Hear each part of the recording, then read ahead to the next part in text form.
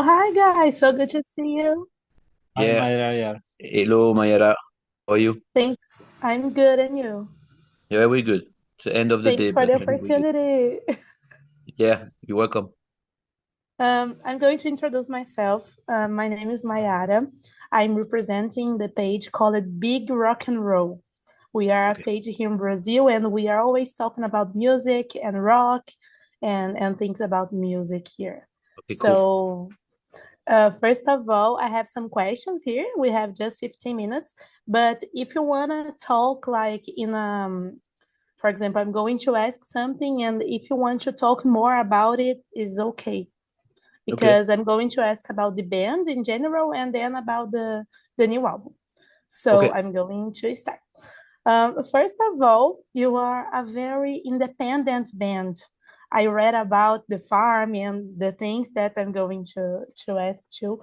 But about to be an independent band, why did you choose to do everything by yourselves? But we started like this because our friend, all the DIY bands, that when you start, you are a DIY band. But after, something happened in between is like the climate change. And we, so there is an opposition in between a band who want to grow a lot. So they sign to a major company or they sign on a massive hedge fund or whatever for touring companies. They make stadium and everything. And they are concerned by ecology at the same time. They can't. Makes no sense because we are organic farmers and we could tell you that when you're doing stadium and traveling the world and tour bus, trucks and everything, you polluting. You could eat vegetables and you could do whatever you want. You are polluting. So it's greenwashing. So this is why we decided to remain independent, self-financed with our money, and still touring ourselves. So we control. We're doing the farm too, which is a strong ecological impact because we're catching carbon here a lot with a green fertilizer and everything. We're self-sufficient too, so we don't buy food. It's very simple, and the band is very the label. It's all independent. So we have what we have. We do what we do. We don't need more.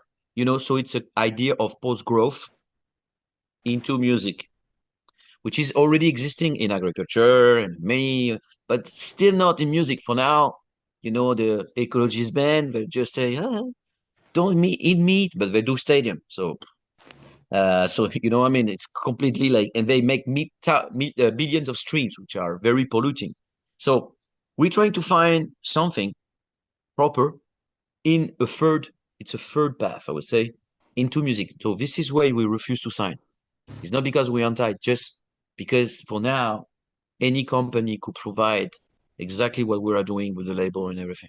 That you were talking influence your music? Like how is it how is it changes the way that you made music? Well, it influences how we write music because the lyrics and the music is inspired by what we live. So as we live at the farm, all the work we do, raising animals and growing cereals to feed the animals, all that, the fights we could have because we are fighting against, the agro industry because they don't want the small farms to exist, it's more and more. So all that inspires us to write lyrics about that you can hear in the previous album, and also gives us the energy to write some music. So in that way, it inspires us.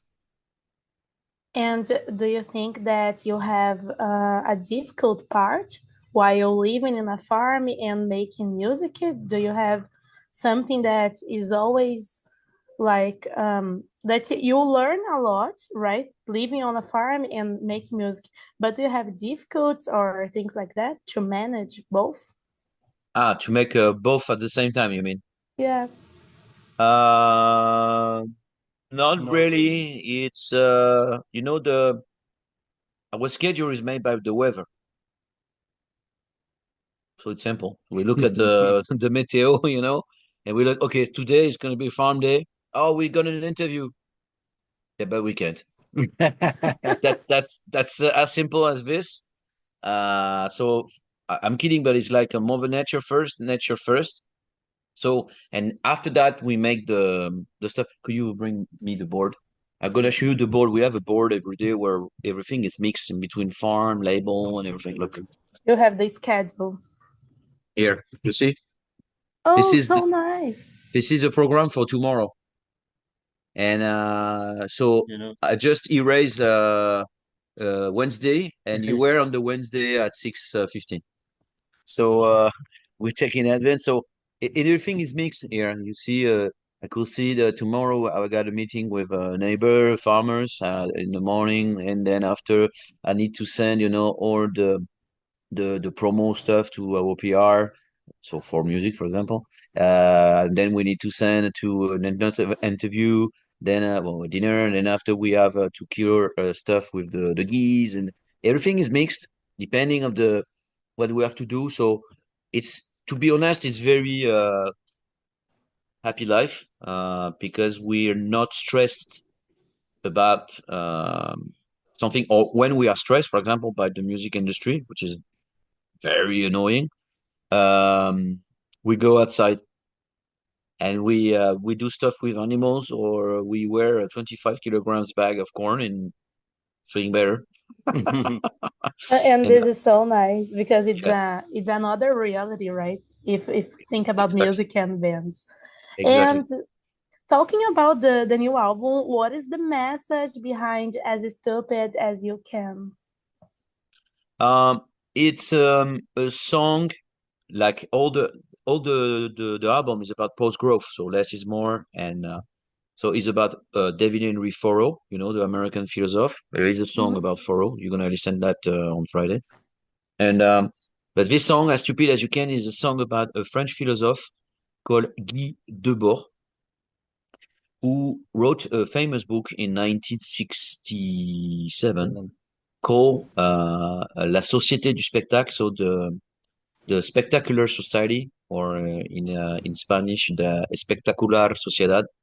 Um, it's a book. It's kind of the son of George Orwell. So it's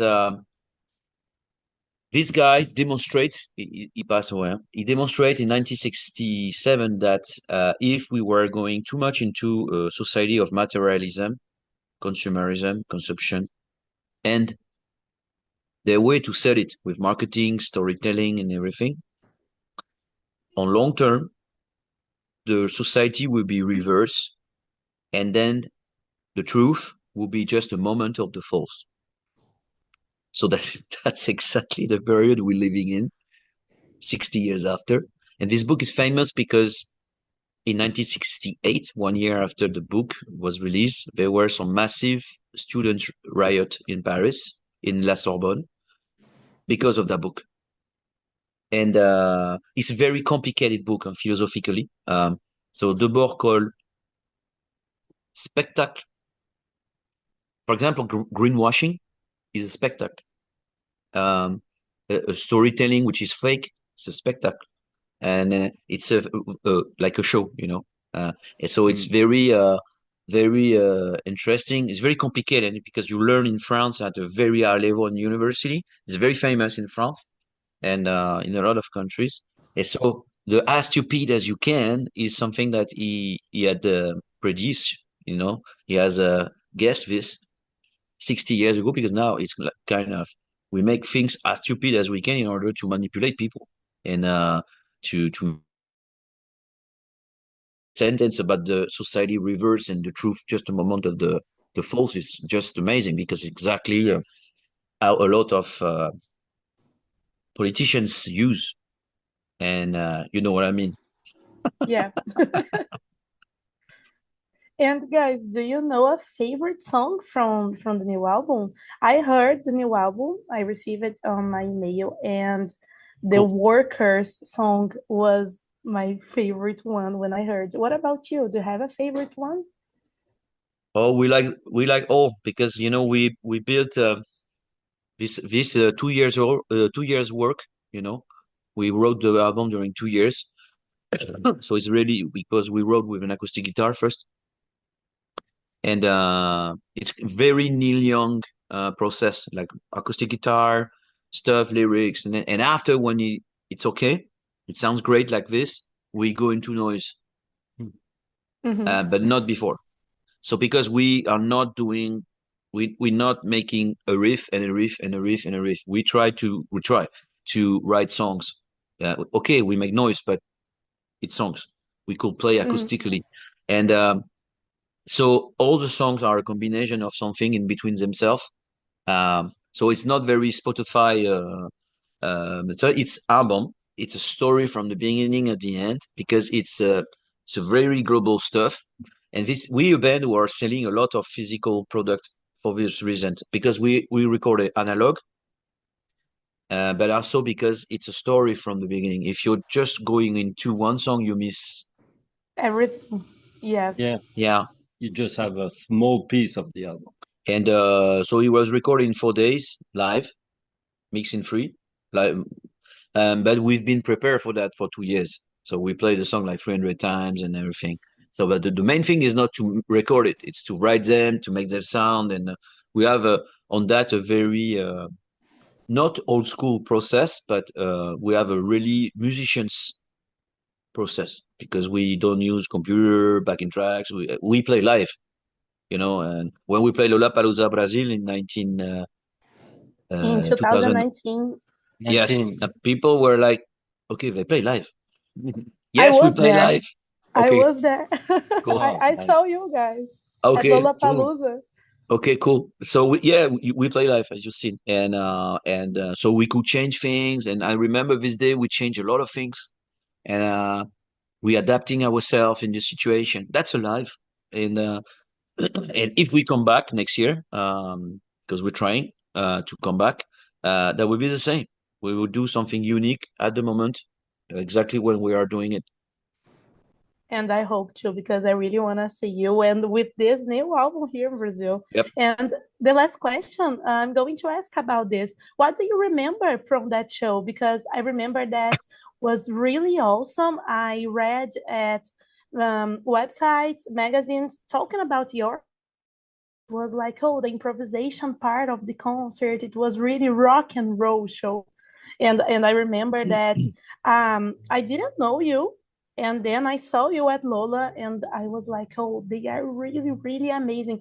The rock and roll was there at that stage. So, what do you remember from that show, and why do you like to play in that improvisation way that you played? Uh, we remember several things. First of all, I use a foot switch on my amp that was not working well on that show because when I was pushing on the drive, there were a delay. So when I was pushing, it was like, "Cut." You're arriving just after. So when I was starting on, I remember on the first song on We People of the Soil on the chorus, I True. push and the sound arrived after. So we were like a blank. So after I have to manage all the show to push 2 seconds in advance about what I was doing to do. I remember that. So the first point, and that's life.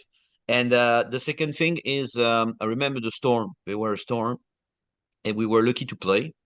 Um, and what I remember too is there were 20 21 pilots. pilots, and Yes. yeah, it was so fun because there were the fucking car in behind us, and we were all the time like, we're gonna burn the fucking car on, on the stage. We were planning that. So we're like, no, no, it's okay. We won't make trouble or whatever. But we were so pissed to have a car, inside. What the fuck? Well, anyway, so that was that, and I remember a strong reaction, an immediate connection. But to be honest with you, it's mostly the case in all the show we're doing. It's always a bit like this. But this day, I don't know if it is the storm or your culture, maybe both. I don't know. There were an immediate connection, like we got in Japan, for example, at the very beginning of the band, or like we got when we're playing in England, like in Manchester. I don't know, maybe you like our fighting spirit or vibe, or I don't know. And yes, there were improvisation, and I remember that, and we were walking step by step to grab you guys, and because that's how we do.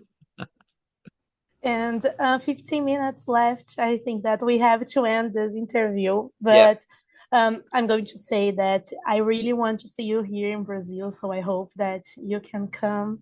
And I appreciate so much because I remember that show and it was really awesome for me and for everyone that was there. And thank you so much. thank you Hope Thank to very see you. you much. Thank you here. very much.